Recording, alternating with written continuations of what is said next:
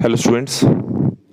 Class ninth में हमारा जो चैप्टर चल रहा है वो है संख्या पत्ती नंबर सिस्टम। तो उसकी एक्सरसाइज 1.6 को हम इस वीडियो में डिस्कस करने वाले हैं। आपके पास ये पहला क्वेश्चन है। 64 की पावर है 1/2। तो इसको हमें सॉल्व करना है। आपको ये पता है कि 8 मल्टीप्लाई 8 जो होता है वो 64 होता है।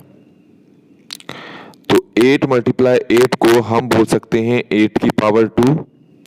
तो 8 की पावर 2 किसके बराबर होता है? 64। तो यहां पर हमारे पास ये जो 64 दिखाई दे रहा है, इसकी जगह हम लिख सकते हैं 8 स्क्वायर और बाहर हमारे पास है 1/2। तो 8 की दो दो पावर्स हो गई, एक ये पावर है एक ये 1/2 है। आप इन दोनों को मल्टीप्लाई कर दें। अब ये इससे कैंसिल हो जाएगा, तो हमारे पास बचा 8 की पावर 1 जो किसके बराबर होगा? 8। इसी तरीके से मान लो ये क्वेश्चन अगर ऐसे होता, किस टाइप से? अगर मान लो ये क्वेश्चन ऐसे दिया होता, सपोज 36 की पावर 1/2, तो उस केस में इसको कैसे सॉल्व करते हम? तो आपको पता है जो 36 है, 36 क्या होता है? 36 होता है 6 मल्टीप्लाई 6, 6 6 36। तो इसीलिए हम 36 को लिख सकते थे 6 की पावर 2। ठीक हो गया। तो इसको हम सॉल्व कैसे करते? ये जो 36 है इसको हम इसकी जगह हम लिखते हैं 6 की पावर 2 और बाहर हमारे पास है 1/2। अब क्योंकि 6 की दो दो पावर्स हैं, एक है 2 एक है 1/2, तो दोनों पावर्स को मल्टीप्लाई कर देते हैं। ये कैंसिल हो गया एक टेबल से, तो हमको मिला 6 की पावर 1 जो कि किसके बराबर होगा? ये 6 के बराबर होगा। तो इस तरीके से ये सॉल्व होना था। अब हम देखते हैं हमारे पास अगला क्या है। अगला हमारे पास है 132 की पावर 1/5। अब वैसे तो 132 की जगह हम क्या लिखेंगे ये मैं पिछली वीडियोस में समझा चुका हूं, लेकिन फिर भी मैं आपको एक तरीका और समझा देता हूं। आप इस तरीके से जो 32 है उसके गुणनखंड निकालिए, उसके फैक्टर्स निकालिए। यहां लिखिए 32 और सबसे पहले 2 से डिवाइड करें, तो 2 16 हो गया 32, देन 2 8 हो गया 16, फिर ये है 2 4 हो गया 8, देन 2 2 हो गया 4, फिर ये 2 1 हो गया 2। ये करना आना चाहिए आपको। तो अब देखिए यहां पर 2 कितनी बार लिखा है मैंने? 1 2 3 4 5। तो इसका मतलब है ये जो 32 आपको दिखाई दे रहा है, इसकी जो मैं लिख सकता हूं 2 की पावर 5 और बाहर मेरे पास पावर में क्या है? ये है 1/5। अब 2 की जो दोनों पावर से इसको मल्टीप्लाई कर देते हैं, 5 को मल्टीप्लाई कर देते हैं 1/5 से। अब ये 5 5 यहाँ पे कैंसिल हो जाएंगे। कैंसिल मतलब एक टेबल से, 5 के टेबल से कैंसिल हो जाएंगे। 5 1 5, 5 1 5। तो हमारे पास सिर्फ क्या बचा? हमारे पास 2 की पावर 1 बचा, 2 की पावर 1 बचा। ये ठीक हो गया होगा, समझ में आ गया होगा आपको। 2 की पावर 1 2 ही होता है।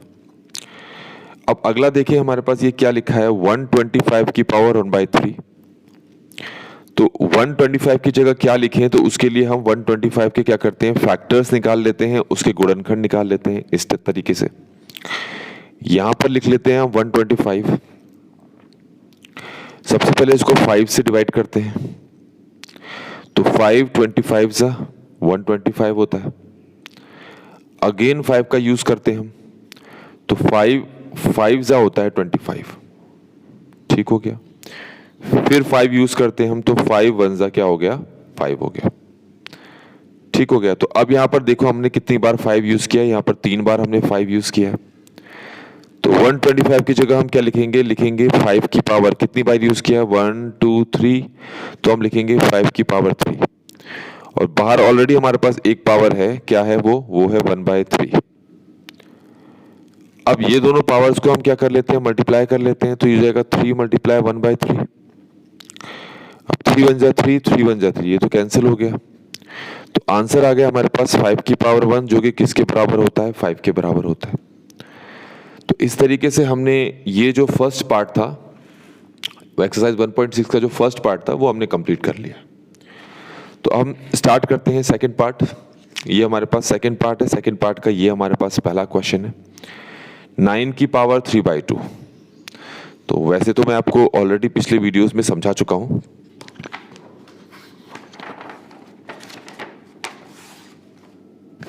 अब वो क्या समझाया है वो जरा ध्यान से देखें।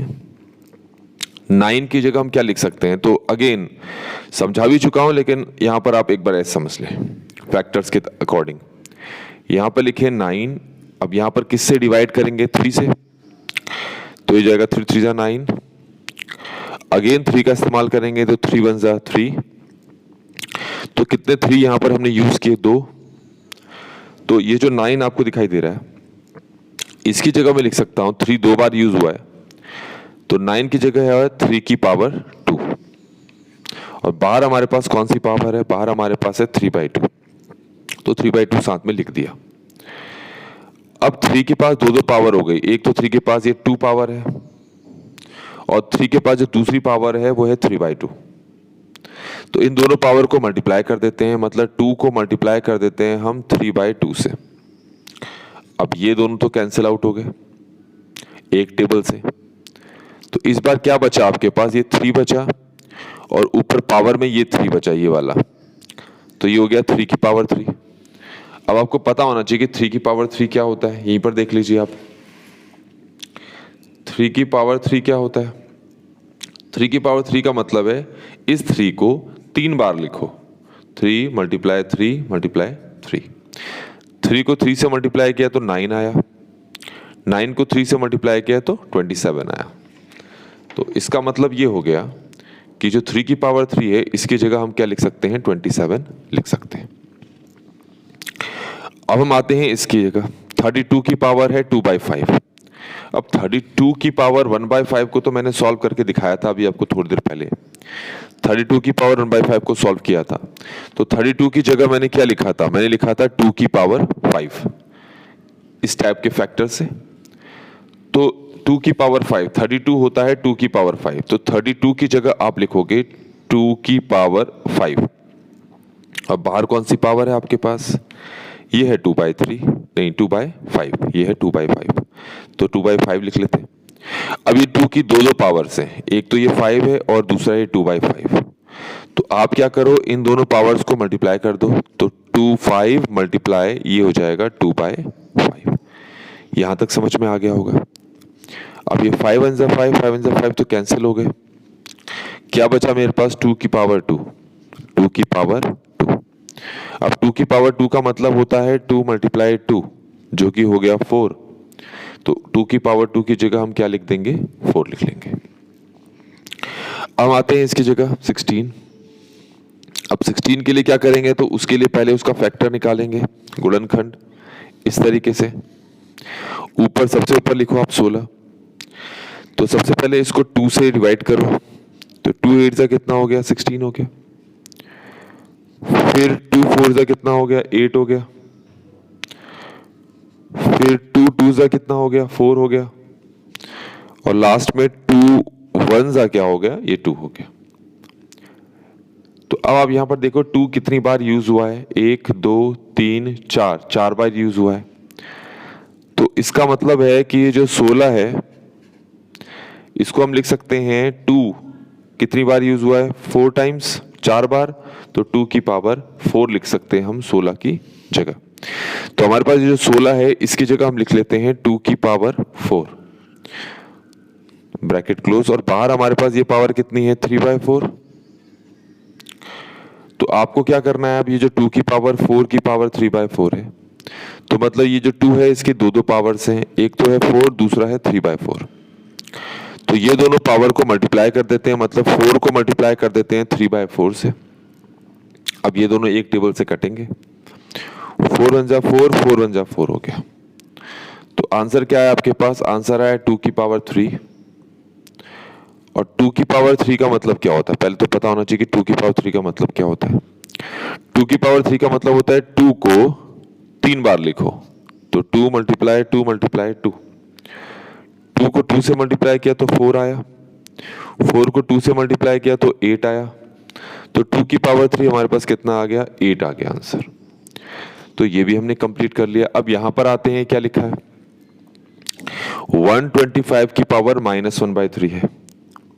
अब 125 को क्या लिख सकते हैं, ये मैंने अभी थोड़ी देर पहले आपको बताया था। देखो ये रहा, 125 की जगह मैंने क्या लिखा, 5 की पावर 3। तो यही काम यहां पर भी करेंगे। ये जो हमारे पास 125 है, इस 125 की जगह लिखेंगे हम 5 की पावर 3, और साथ में एक पावर और भी है ऊपर, जो है -1/3। ठीक हो गया। तो अब क्या करेंगे, ये जो 5 है इसकी दो पावर्स हो गई, एक तो ये है 3 और दूसरी ये है -1/3। तो ये जो दोनों पावर्स हैं इनको मल्टीप्लाई कर देते हैं।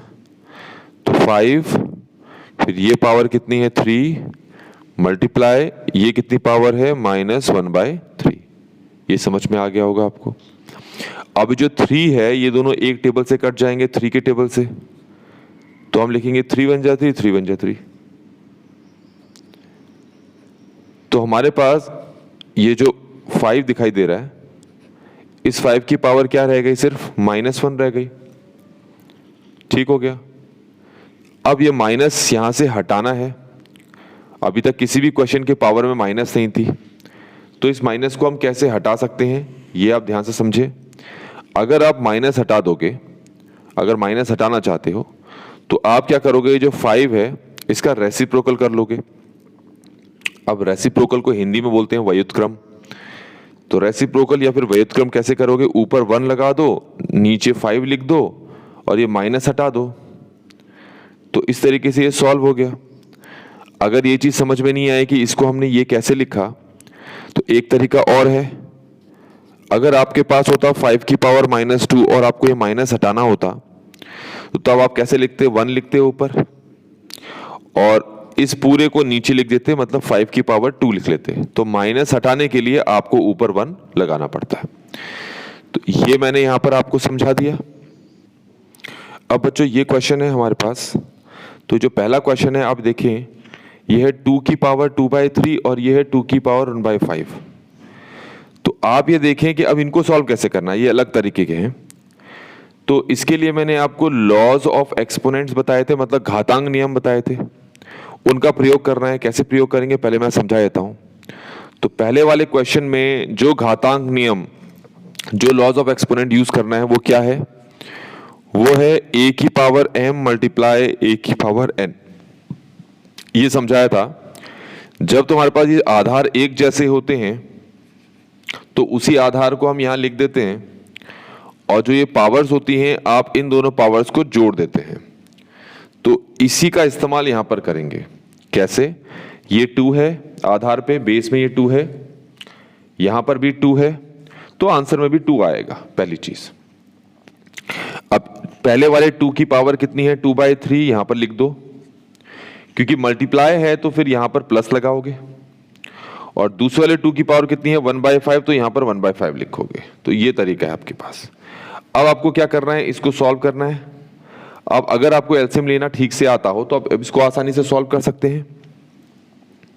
तो एक जो तरीका है वो मैं ऐसे समझा देता हूं आपको, वो तरीका ज्यादा आसान रहेगा जिसको एलसीएम लेना नहीं आता।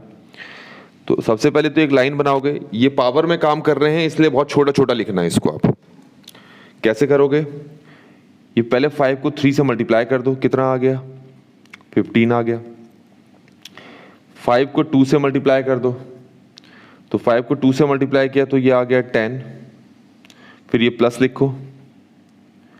अब इस 3 को इस 1 से मल्टीप्लाई करो, कितना आ गया, 3 आ गया। तो हमारे पास अब आंसर क्या आया, ये जो 2 है, 2 का 2 लिखे रहने दो।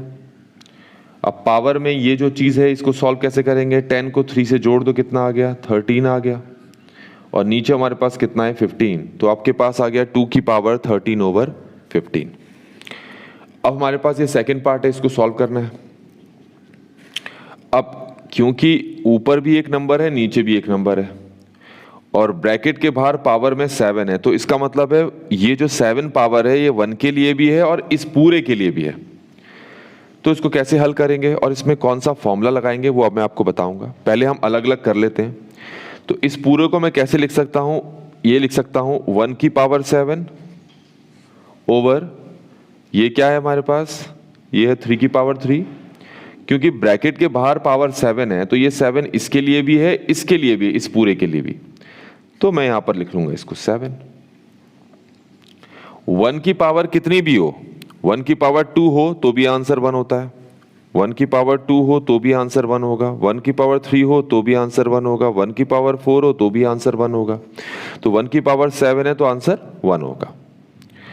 अब इसके लिए हमें कौन सी आइडेंटिटी लगानी है, आइडेंटिटी बोल रहा हूं मैं, कौन सा घातांक नियम, कौन सा लॉ लगाना है हमने यहां पर, तो ये आप ध्यान दो, ये मैं आपको पिछले वीडियोस में समझा चुका था कि a की पावर m की पावर n, मतलब किसी बेस के दो दो पावर्स हो, m भी हो n भी हो, दो दो पावर्स हो, तो बेस तो वही रहेगा, आधार तो वही रहेगा, पर आपको ये जो दोनों पावर्स दिखाई दे रही हैं, इन दोनों पावर्स को क्या करोगे, मल्टीप्लाई कर दोगे। ये काम आपको यहां पर भी करना है। अब बेस में तो कौन है, 3 है, तो वो तो ऐसे ही रहेगा, और पावर्स में है 3 और 7, तो इन 3 और 7 को मल्टीप्लाई कर दो, तो हमारे पास आंसर आ गया 1 ओवर 3 की पावर, इन दोनों को मल्टीप्लाई करो तो कितना आ गया, 21। तो ये आ गया हमारे पास आंसर, इसके बाद सॉल्व नहीं करना है। अब ये अगला क्वेश्चन देखो। अब इस अगले क्वेश्चन में कौन सा नियम लगेगा, तो आपको ये बताया था मैंने कि a की पावर m ओवर a की पावर n। अब बेस ऊपर नीचे दोनों में a है, आधार क्या है, a है। देखो यहां आधार a है, यहां पर आधार a है, यहां पर इस आधार की पावर m है, यहां पर इस आधार की पावर n है।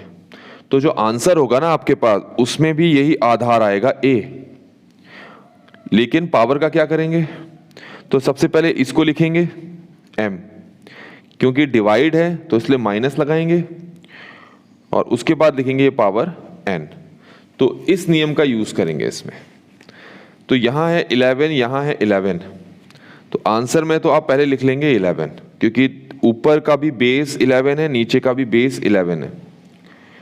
अब ऊपर वाले की पावर कितनी है, 1/2, ये है 1/2, फिर लगाएंगे माइनस क्योंकि डिवाइड है, फिर नीचे वाली की पावर कितनी है, 1/4 है, इक्वल टू, इसके बाद सॉल्व कैसे करना है, देखो ये 11 है, 11 का तो 11 रहेगा। अब जिसको एलसीएम लेके सॉल्व करना आता है इसको, वो तो एलसीएम लेके करे। अब जिसको एलसीएम लेके सॉल्व करना नहीं आता, तो उसके लिए तरीका क्या है, पहले एक लाइन लगाओगे यहां पर, 4 को 2 से मल्टीप्लाई करो, सबसे पहले इन दोनों को मल्टीप्लाई करो तो कितना आ गया, 8 आ गया। 4 को 1 से मल्टीप्लाई करो तो कितना आंसर आया, 4 आया। फिर ये माइनस लगा दो यहां पर, 2 को 1 से मल्टीप्लाई करो तो कितना आया, 2 आया। तो हमारे पास ये आंसर आया 11, 4 माइनस 2 कितना होता है, 2, और नीचे कितना है आपके पास, 8। अब ये दोनों क्या होंगे, एक टेबल से कट रहे हैं, ये कट रहे हैं, 2 1 जा 2, 2 4 जा 8। तो हमारे पास ये हो गया 11 की पावर, अब पावर में लिखेंगे, ये कितना होगा, 1/4। तो 11 की पावर 1/4 आ गया हमारा आंसर। तो अब हमारे पास ये लास्ट क्वेश्चन बचा है, ये वाला। अब इसमें कौन सा नियम लगाएंगे, कौन सा लॉ लगाएंगे, तो उसके लिए आप ये देखो, a की पावर m मल्टीप्लाई b की पावर m। अब इसमें क्या अलग है, इसमें देखो इस बार बेस अलग अलग है, आधार अलग अलग है, लेकिन पावर्स क्या है, सेम है दोनों के पास। तो ऐसे केस में क्या करते हैं, हम लगाते हैं पहले ब्रैकेट, और जो दोनों बेस हैं उनको इस ब्रैकेट के अंदर ही मल्टीप्लाई कर देते हैं। और ये जो पावर m है, यहां पर जो पावर m है, तो यहां पर भी पावर m ही होती है। यही काम इसमें भी करेंगे हम। सबसे पहले देखो ये है बेस 7, यहां पर बेस है 8, पर इसकी पावर 1/2 है और इसकी पावर भी 1/2 है। तो आपका काम पहले ही है ब्रैकेट लगाना, फिर पहले वाले बेस को लिखना, मल्टीप्लाई दूसरे वाले बेस को लिखना, और दोनों की पावर को यहां पर नोट कर देना। ये पावर 1/2 है, ये पावर 1/2 है, तो यहां पर भी पावर 1/2 ही रहेगी। 7 को 8 से मल्टीप्लाई कर दो, ये हो गया 56, और पावर में हो गया 1/2। तो इस तरीके से ये भी यहां पर कंप्लीट हो गया। तो फाइनली बच्चों हमने ये जो 1.6 एक्सरसाइज थी, इस एक्सरसाइज के हमने सभी क्वेश्चन को इस वीडियो में डिस्कस कर लिया है। आई होप कि आपको ये जो पूरा सोल्यूशन है ये समझ में आया होगा। Thanks for watching.